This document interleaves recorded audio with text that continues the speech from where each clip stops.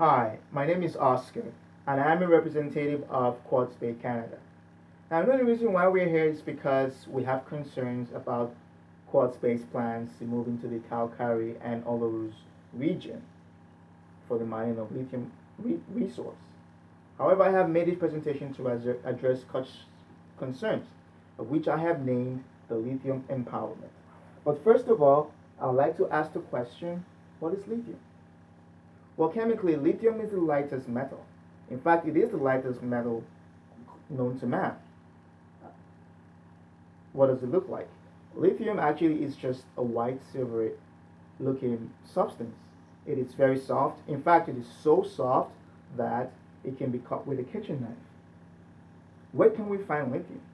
Unfortunately, cannot be found in a pure state or pure form. It's usually found in an ionic state, so basically in an ionic complex or a compound such as igneous rocks, or it can be found in aqueous form, such as brine.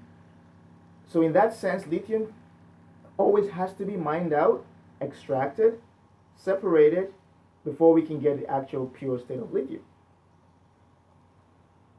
Another question is, do we all know the applications of lithium or some of its uses? Well, I have a chart here that shows us what lithium is most used for. Now, lithium can be used to make, or it is used to make ceramics and glass.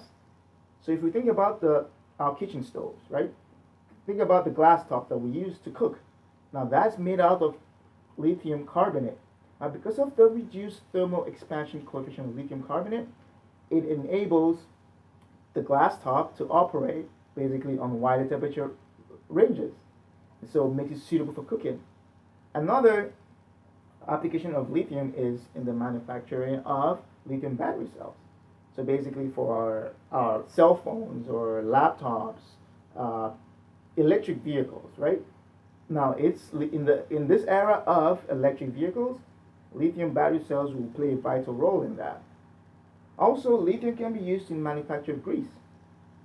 Lithium oxide is the actual company that's used in the manufacture of this grease that is used in industrial lubricants. Because of it is used as a thickening agent. Now another interesting use of lithium is, and it's not usually widely spoken of, is used in medicinal purposes. Is used in medication of bipolar orders or the bipolar disorders. Is used to help counteract hyperactivity, rush speech, or even aggression. So lithium does have medicinal purposes other than the industrial uses that it's known for. Now, location of the mine site. That's where we are. So my apologies for this map. It's not very clear. However, if you can see this blue circle here, that is the capital city of Salta. And this red circle here, that is where we intend to go in to mine the lithium resource. The distance between the capital city and the mine site is about 220 kilometers. So it is about 220 kilometers northwest of the capital city. And now this is exactly where we are. The town called San Antonio de la Copres. And this is only 70 kilometers northwest from the mine site. Now that's very strategic because it's not that far. It's only about a 40 to 45 minutes drive. I have been on mine projects where we had to drive from town an hour, 10 minutes to the mine site. Now that's kind of far. But this is very much closer compared to my example. And as we can see in this map, again, apologies, this map is not very clear, but there are road networks and rail networks that help connect the town of San Antonio de la Copres to the capital city of Salta. So that makes it easy for transportation of the resource to and from the capital city and the town of San Antonio de la Copres. Social responsibility. We at Quartz Bay, we always take on ourselves social responsibility. So like the saying goes, to whom much is given, much is expected. So we know once we're allowed to go into this region to mine this resource, we have to give back to the community. And how, in our way of giving back is to ensure that the locals are hugely part of this operation. So we're gonna hire lots of locals. We're gonna train them. We're gonna develop their skills and give them new skill sets so that they can help to grow the community. Also, in addition to that, we are going to embark on major local infrastructure uh, uh, projects. So, for example, we're going to commit to build recreational centers, event centers. We are going to be involved in making sure that workers that we hire from abroad, certain skill sets that we cannot get here, we bring them here and we ensure that they stay and get part of and be part of this great community. We're also going to be involved in sponsoring local events, local festivals, and cultures. Okay, we're going to be we're going to immerse ourselves with this community, not just mine the resource and go. We're going to be part and parcel of this community. Now that brings me to the question that most of you must have in your minds right now is what kind of mine technology we are going to be deploying. Now we're going to be using the open mine pit technology. This is no secret. We all know what is involved. It involves a huge shovel, so a big excavation machinery that digs up the ground, digs up the resource, and then we put it into the trucks, and the trucks drive straight to the crushers and the processing units. That's what it's all about. So basically, we are creating a big hole on the ground. But not to worry, I am going to explain to you how we're going to fill this hole and make it as good as new. Another question that will be burning in your minds right now, I'm sure, is how we intend to dispose or properly manage our wastes. We all know that mining operations generate huge waste. So there are two ways of doing this. Basically, we can either build a dam or we can have evaporation ponds.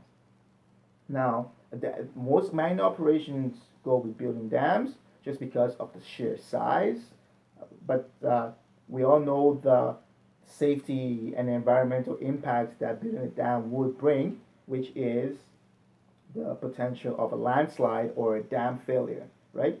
But with evaporation ponds, first of all, we don't have to build a structure that's 300 to 500 meters high. We just have to open up the ground, and we're gonna pour our waste water, which we always recycle, into that pond. So the chance of a landslide or a dam failure that could potentially cause a huge environmental impact is basically eliminated, right? So though it's more expensive because we have to mechanically pump out the water from the pond back into the processing plants for reuse, but it will eventually save us the potential for a huge environmental impact. Now, reclamation. I'm sure you guys want to know about this because this is what we have, this is what the hole that we make while we're mining the resource will eventually look like once we're done. So this is just a model that was done in western part of Alberta, Canada. So we're going to fill the hole with fresh water and then plant trees all over the mine site, the mine pit, and then after several decades, the lifeline of the mine, it looks like this. So we're sort of leaving it in a better state than we found it. So in conclusion, we as Quartz Bay, we know that we have to operate in a safe and responsible way. And now how do we do this? We always respect the local community. We respect their conservation of lands. We're committed to promoting health, safety, and environment. We are committed to our reclamation programs, and we have to monitor whatever we do to ensure that it meets the regulatory standards. Also, we as Quartz Bay Canada, we would always maintain our commitment to regional and economic growth. So basically, making sure that workers that we attract, world-class talent, or even within the country of Argentina, we retain them in the town of San Antonio de la Cobres, and ensure that they are part and parcel and get involved with the community and basically expanding and developing the community. By this, this will increase the standard of living in the town and the region. This would definitely increase the per capita of the region.